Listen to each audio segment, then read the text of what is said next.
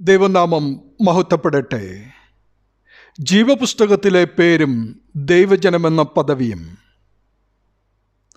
ജീവപുസ്തകത്തിൽ പേരെഴുതുക എന്നത് ദൈവത്തിൻ്റെ അവിടുത്തെ പരിജ്ഞാനത്തെ സൂചിപ്പിക്കുന്നതിനോടൊപ്പം തന്നെ മനുഷ്യൻ്റെ സ്വതന്ത്ര ഇച്ഛയെയും വിശ്വാസത്താൽ അതിനെ കാത്തുസൂക്ഷിക്കേണ്ട ഉത്തരവാദിത്വത്തെയും കൂടി ഉൾക്കൊള്ളുന്നു. ക്ലെമന്റ് മുതലായവരെ അപ്പോസ്തോലൻ പ്രത്യേകം ഈ ഭാഗത്ത് പരാമർശിക്കുന്നത് അവർ ലോകത്തിൻ്റെ ലൗകിക ചിന്തകൾക്കപ്പുറം ദൈവരാജ്യത്തിൻ്റെ മൂല്യങ്ങൾക്കായി നിലകൊള്ളുന്നവരാണ്. അങ്ങനെ സുവിശേഷ പ്രവർത്തനത്തിൽ വിശ്വസ്തയോടെ പങ്കുചേരുന്നവരുടെ പേരുകൾ സ്വർഗത്തിൽ രേഖപ്പെടുത്തപ്പെട്ടിരിക്കുന്നുവെന്ന ഉറപ്പാണ് അപ്പോസ്തോലൻ ഇതിൽ കൂടെ നൽകിയത്. ദൈവം നമ്മെ മുൻകൂട്ടി അറിഞ്ഞ് വിളിച്ചു എന്നത് അവിടുത്തെ സ്നേഹത്തിൻ്റെ പൂർണ്ണതയാണ്.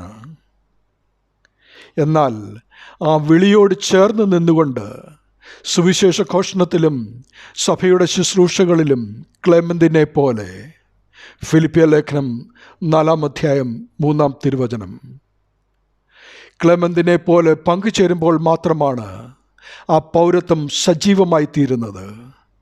അതായത് ജീവപുസ്തകത്തിൽ പേരെഴുതുക എന്നത് മാമോദീസായിൽ തുടങ്ങുന്നതും വിശ്വാസ ജീവിതത്തിലൂടെയും കൂദാശകളിലൂടെയും അഥവാ സാക്രമെൻറ്റ്സ് കാത്തുസൂക്ഷിക്കേണ്ടതുമായ ഒരു ബന്ധമാണ്. കൂദാശകളുടെ രാജ്ഞി വിശുദ്ധ കുർബാനയാണല്ലോ. നമ്മുടെ പൗരത്വം സ്വർഗത്തിലാണെന്ന അപ്പോസ്തലനായ പൗലോസിൻ്റെ വാക്കുകൾ ഈ ലോകത്തിലെ യാത്രക്കാരായ നമ്മൾ വരാനിരിക്കുന്ന നിത്യതയെ ലക്ഷ്യമാക്കി ജീവിക്കേണ്ടവരാണെന്ന് ഓർമ്മിപ്പിക്കുന്നു. സഭ എന്നത് ഒരു വിശ്വാസി ഭൂമിയിലായിരിക്കുമ്പോൾ തന്നെ സ്വർഗീയമായ ജീവൻ ആസ്വദിക്കുന്ന ഇടമാണ്.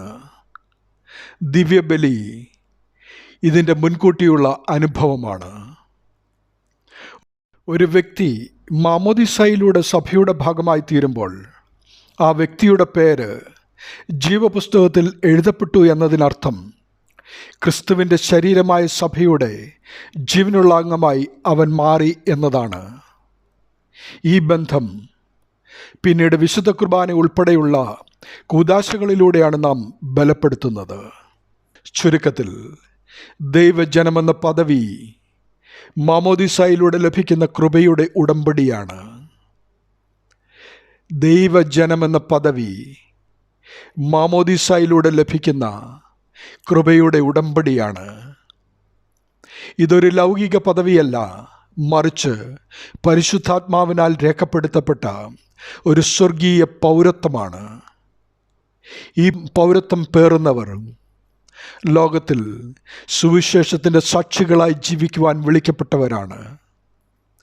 ദൈവജനം വിശ്വാസികളാണ്, അല്ലാതെ ലൗകികരല്ല എന്ന സത്യം ക്രിസ്തീയ ജീവിതത്തിൽ കൂടി വെളിവാക്കേണ്ട ബാധ്യത ഓരോ വിശ്വാസിക്കുമുണ്ട് എന്ന് ഈ വചനഭാഗം നമ്മെ ഓർമ്മിപ്പിക്കുന്നു. ആ സത്യം നമ്മെ ഭരിക്കുകയും അതനുസരിച്ച് നാം ജീവിക്കുകയും ചെയ്യുമാറാകട്ടെ. ദൈവനാമം മഹത്വപ്പെടട്ടെ. ആമീൻ.